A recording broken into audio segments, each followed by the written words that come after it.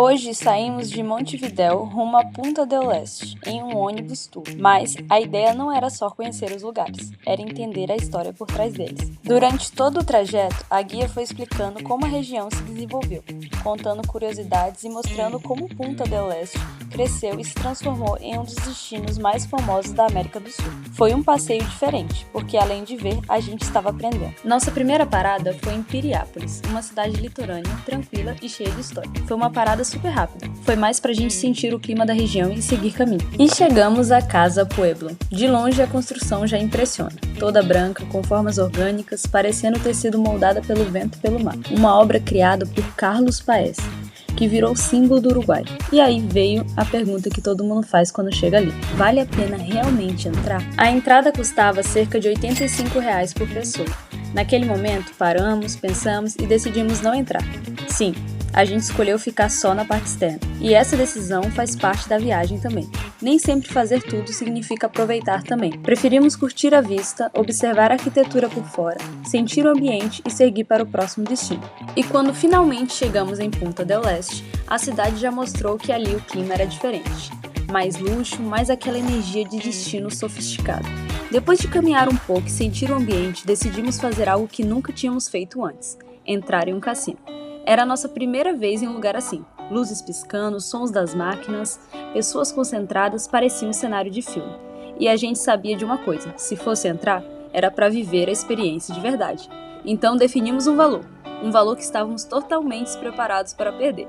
Porque essa é a regra que muita gente esquece: cassino não é investimento, é entretenimento. E sim, a gente perdeu todo o nosso dinheiro que a gente colocou lá, mas isso já era esperado. Desde o início, a ideia nunca foi sair ganhando, era sentir adrenalina, entender como funciona aquele ambiente e viver algo novo. A cada rodada vinha aquela expectativa: será que agora vai? Será que não? E no fim, o que ficou não foi o prejuízo, foi a experiência. Viajar também é isso: fazer escolhas conscientes, testar algo diferente e voltar com a história para contar. Depois do cassino, fizemos uma parada rápida em um dos pontos mais conhecidos de Punta del Este: os Dedos. A escultura é um clássico da cidade, fica ali na areia mesmo. E claro que não dava para ir embora sem ver de perto e registrar o momento. E então começava o retorno para Montevidéu. Voltamos já no fim do dia, com aquela sensação de que Punta del Este tinha entregado exatamente o que prometia: experiências diferentes e história para contar. Já em Montevidéu, resolvemos subir até o mirante gratuito da cidade, um daqueles lugares simples, mas que surpreendem. Lá em cima, a vista muda tudo. Você enxerga Montevidéu de outra forma. A cidade se espalhando, o Rio da Prata ao fundo, o ritmo tranquilo que define bem o Uruguai. Foi um momento mais calmo, de contemplação, de absorver tudo que já tínhamos vivido até ali.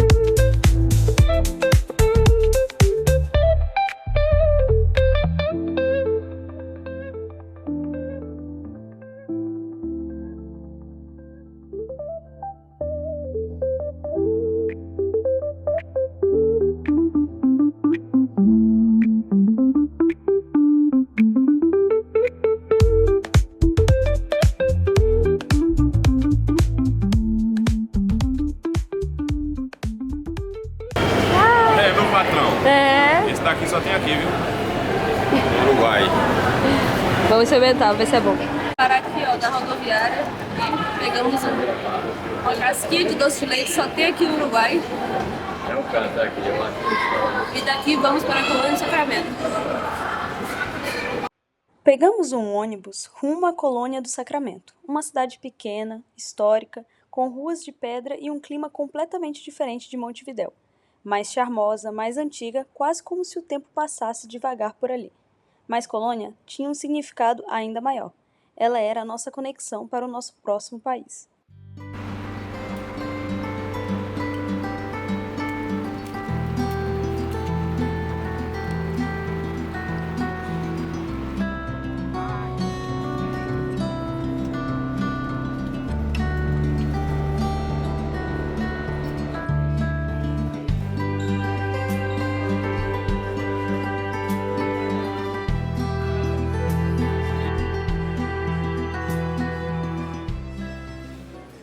E chegamos na colônia do Sacramento.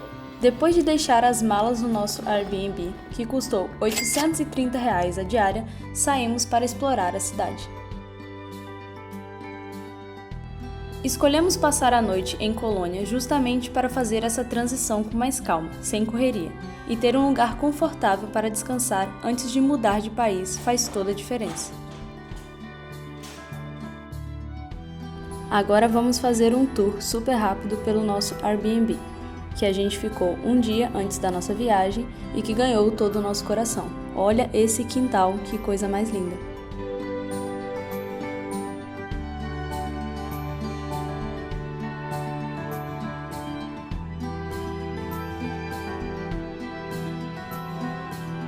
Optamos por ficar em um Airbnb em Colônia por alguns motivos bem práticos. Além do valor acabar sendo mais interessante para a gente, também tinha a questão da estrutura. Ter cozinha disponível faz toda a diferença em viagem. A gente consegue preparar alguma refeição simples, café da manhã, organizar os horários com mais liberdade e até economizar em restaurantes.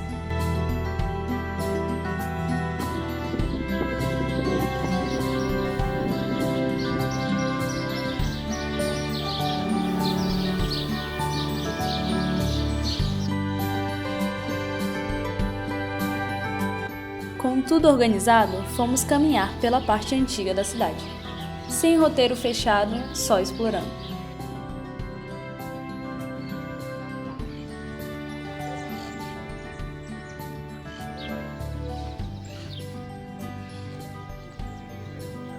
As ruas de pedra, as construções históricas e os detalhes nas portas e muros é o tipo de lugar que você descobre andando devagar e observando.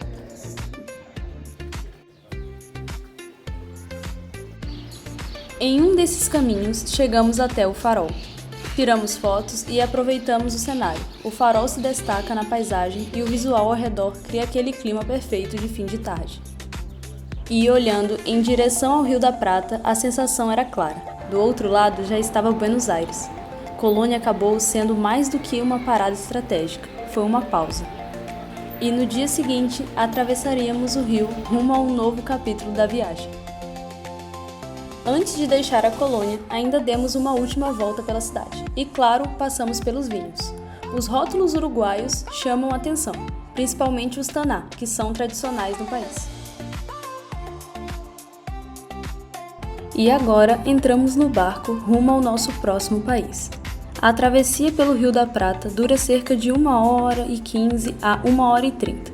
É curioso como tudo acontece rápido. Você embarca em um país e pouco tempo depois você já está em outro.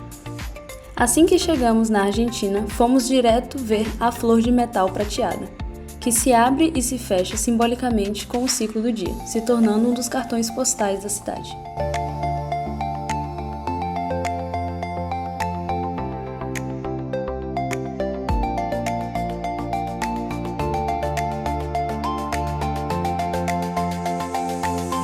Depois da Florales, seguimos para um dos maiores símbolos de Buenos Aires, o Obelisco.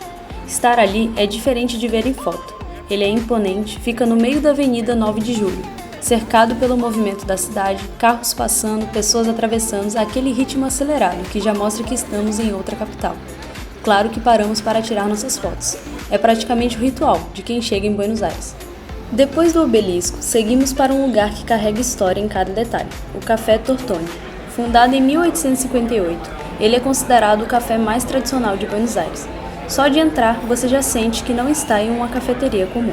O ambiente é clássico, mesas de madeira, vitrais no teto, paredes cheias de fotos e referências históricas. É como se o tempo tivesse parado ali dentro.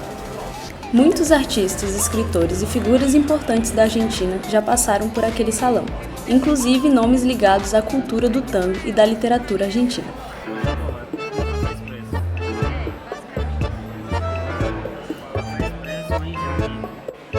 Sentar ali não é só tomar um café, é viver um pedaço da história da cidade. Pedimos um café e aproveitamos o momento para desacelerar um pouco.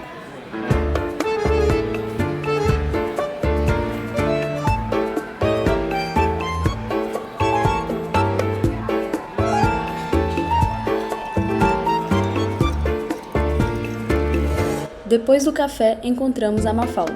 Ela é uma personagem clássica dos quadrinhos argentinos, criada por Quino e virou um símbolo do país. Uma coisa que chamou bastante atenção foi como Buenos Aires lembra São Paulo em vários aspectos. É tudo muito mais agitado, mais movimento nas ruas, mais carros, mais gente andando apressado. O trânsito é intenso, principalmente nas avenidas maiores. Você sente que é aquele ritmo acelerado de cidade grande. E isso contrasta muito com Montevidéu. No Uruguai, o clima era mais tranquilo, mais organizado, quase silencioso em alguns momentos. Já em Buenos Aires, a energia aqui é diferente. Depois seguimos para o Caminito, um dos pontos mais famosos de Buenos Aires, conhecido pelas casinhas coloridas e pelo clima artístico. Mas quando chegamos lá, estava tudo fechado. Descobrimos que estava acontecendo uma comemoração com os torcedores do estádio ali perto. Então, boa parte do comércio e das atrações estava sem funcionar naquele momento. Foi aquele típico momento de viagem em que você chega com uma expectativa e encontra uma situação completamente diferente.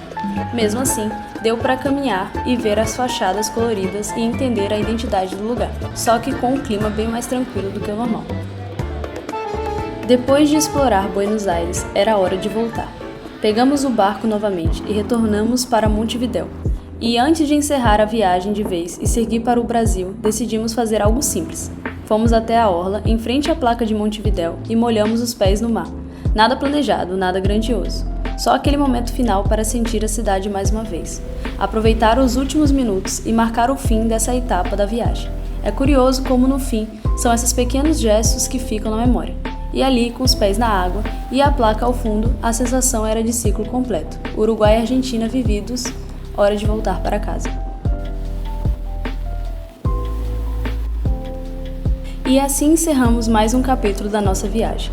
Se você curtiu acompanhar essa jornada, já deixe seu like aqui no vídeo. Isso ajuda muito o canal a crescer. E se você ainda não é inscrito, se inscreve agora para não perder os próximos destinos. Ainda tem muita estrada, muito aeroporto e muita história pela frente. A gente se vê no próximo vídeo.